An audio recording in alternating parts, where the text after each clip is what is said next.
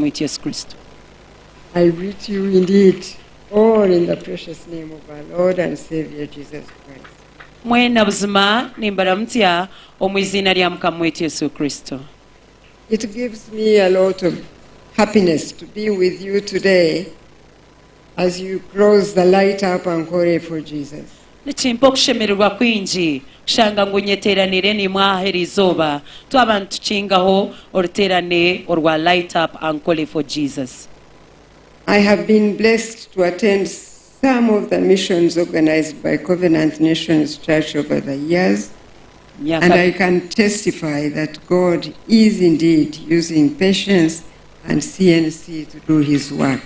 Njiro monterane nyingi ezitebekanisiibwe kanisa ya CNC kandi nimbasa kurugayombo mujuruzi kuhamya ngu Ruhanga ariyo nakozesa Pastor Patience Rwabwogo okukora omurumo gwe murungi. And CNC Church. Hamwe ne kanisa eya Covenant Nations Church. Therefore, I thank God always for humbling us in a special way by appointing one of our own children to serve him as a minister of the gospel. Nabwecho ninyechureza mnonga kandi nkeka kushanga ngu Ruhanga atorine omwe omubeitu omukayeitu okuhereza Ruhanga omurembo ogu. Not because we are a righteous family, but because he is a gracious God. Tabo kugira ngo eka yitu niyeru kukiza yo kwishikira bitabo kugira ngo Ruhanga ogu n'umunyambabazi. And he listens to those who call on his name. Kandi nahurira abo bona abatakira izina rye. Indeed, as he declares in his word in 2 Chronicles 7:14, kandi nko kwa kukigamba omukigambo kye omukyo businge kya kabiri eshura 14 eshura ya mushanju says, if my people who are called by my name shall humble themselves, pray, and seek my face, and turn from their wicked ways, then will I hear from heaven, forgive their sins, and heal their land. nagira ngo abantu banje abarikwetererwa izina ryanje kuba ryecureza bansherura banshaba ndiyahurira ninyemo mwiguru nsasire ekibi cyabo kandi ntambire n'ensi yabo.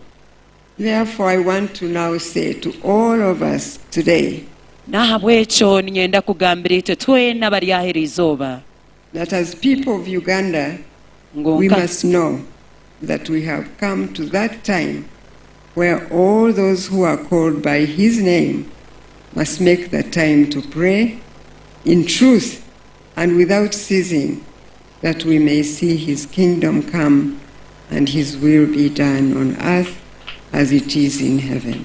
kanshabe ngu twena obunaku bwishikire kandi nubwobo obutushemerire okwehayo tukashaba tuketisa tukekereza omu maisho ga Ruhanga tukamutakira akatuhurira akatambira ensi yitu tukamushaba ngo obukama bwe bwije omu nsi egi n'okukunda kwe kukorwe nk'okukuru kukorwa mu iguru.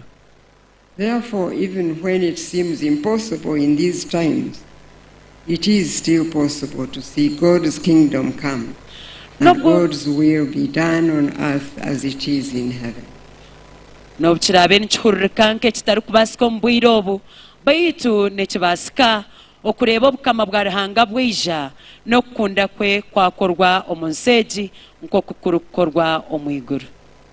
Secondly, many of us know and speak very much about the great East African revival that swept through this land from the 1936 to all the way to 1970s.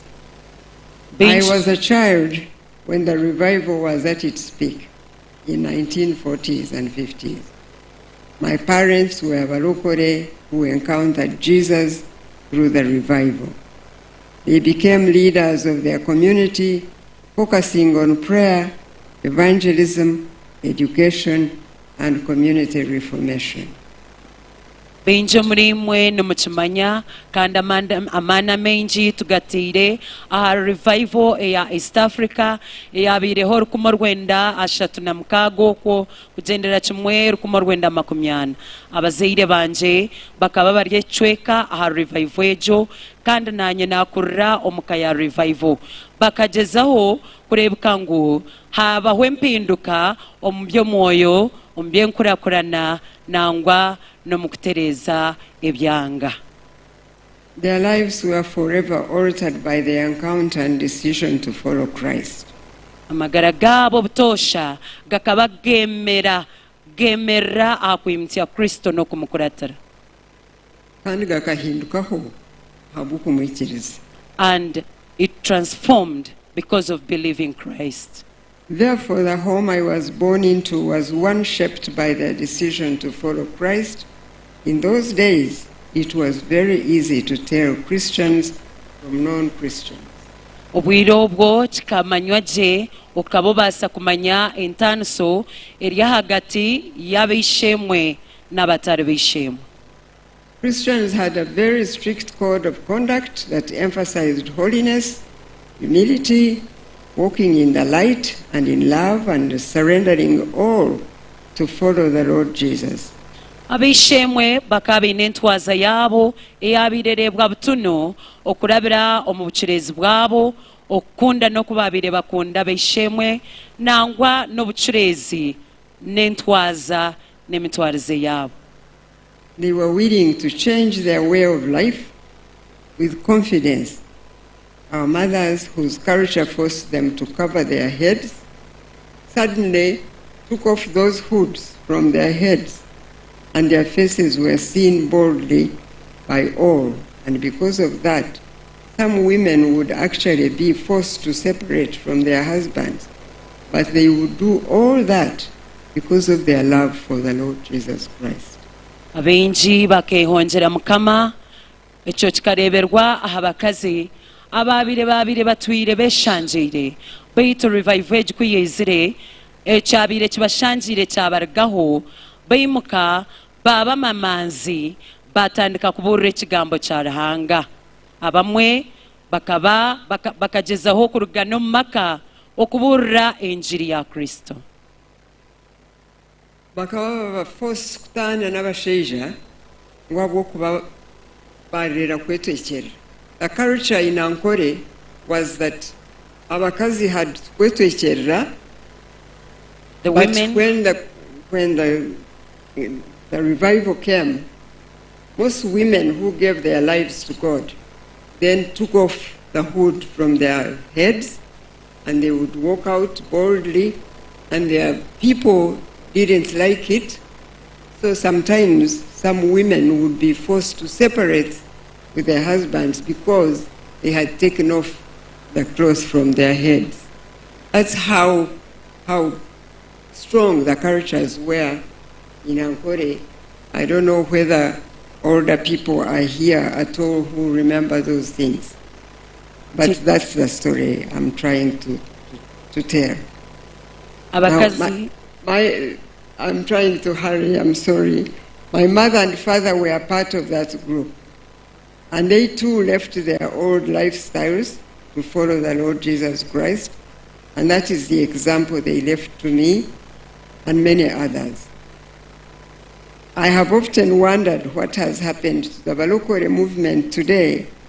How come things that were completely unheard of during the time of the revival are commonplace today?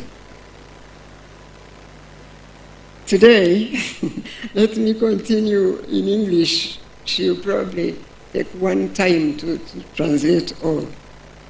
Today, we see a sharp decline in the morals of our society, even among Christians. In Ankolre, the children and grandchildren of the revivalists sometimes appear to be Christians in name only. They go to church on Sunday and acknowledge God's name, but have no relationship or fear of the Lord. The fire of the revival has all but gone out, and we see many problems in our society as a result of that. The crisis of homosexuality that is driven by the love of money, corruption that is almost endemic, teenage pregnancies, gambling, and many more are seen all across our country. Certainly, Ankolre has not been exception to that. In fact, in many ways, there are additional spiritual issues in Ankolre that were not known before, like worshipping of diviners and some false. God has a good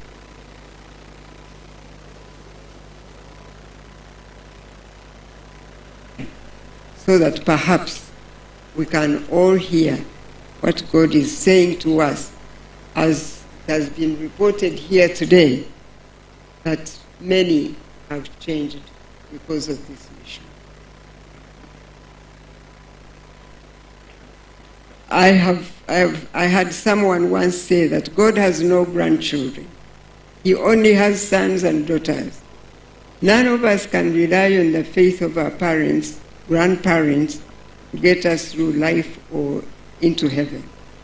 Each of us must have our own encounter with the Lord, and this is time to decide whom we will serve. Now, God sent the revival that changed this area many years ago. But if we are relying on the faith of our forefathers, we are like the Israelites who put their trust in the fact that they were the children of Abraham. John the Baptist said to them in Matthew 3:8-9, in quotes, "Bring forth fruits that are consistent with repentance, and do not presume to say to yourselves, 'We have Abraham for our father,' for God is able to raise up descendants for Abraham from these stones." End quote.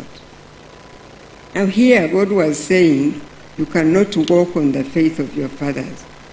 Every person must have their own faith and encounter with the Lord Jesus Christ for themselves. Therefore, when Patience invited us to the closing of this mission, I prayed and I asked the Lord for the message He wanted me to share with you. And He gave me Esther 4 verse 13. In quotes it says, "Do not flatter yourself that you shall escape in the king's palace more than other Jews. For if you keep silent at this time, relief and deliverance will come for the Jews from elsewhere, but you and your father's house will perish. And who knows but that you have come to the kingdom for such a time as this." Now, I interpreted this to mean that if the people of Ankolre rely on the fact that they were the descendants of the revivalists, and because of that they would not be affected by all the evil that we see affecting many other areas in this time,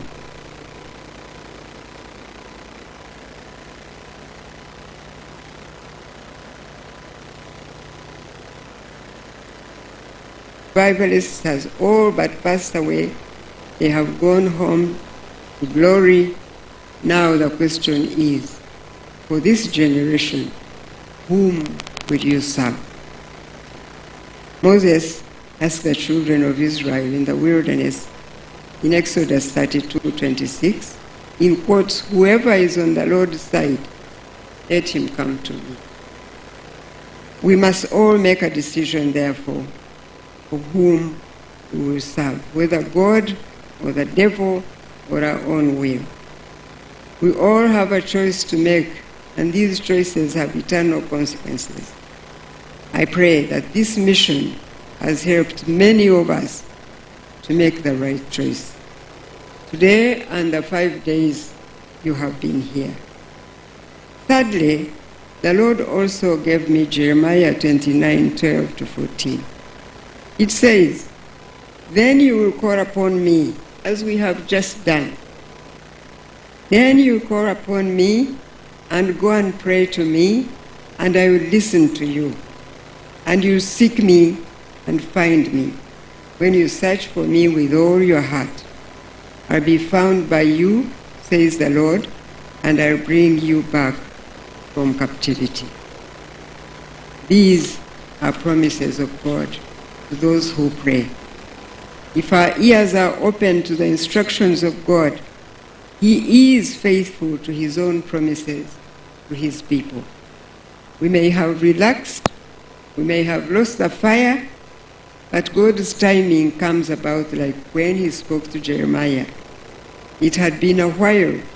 Some diviners had come up to deceive God's people by giving false prophecies, and through Jeremiah, God said, I did not send them. For I know the thoughts I think towards you, says the Lord, thoughts of peace and not evil, to give you hope and a future. So I say to you today, since we have been here and we were led by Pastor Redigging to pray a prayer together, God listens and God is faithful.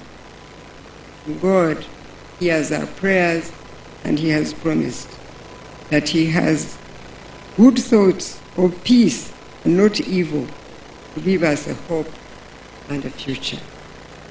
The theme of this mission is redigging the wells of revival. The wells that the Bible is talking about are the wells of the Spirit, so that fresh and living water from Spirit can flow once again. So it is very important for us as Christians to understand that if we want God to send revival again to Ankolre and to Uganda in general, we must be ready to pray and call upon Him. And He says, when you search for me with all your hearts, I'll be found by you, says the Lord. I believe that if Christians are right with God and each other, there is no limit to what God can accomplish through us.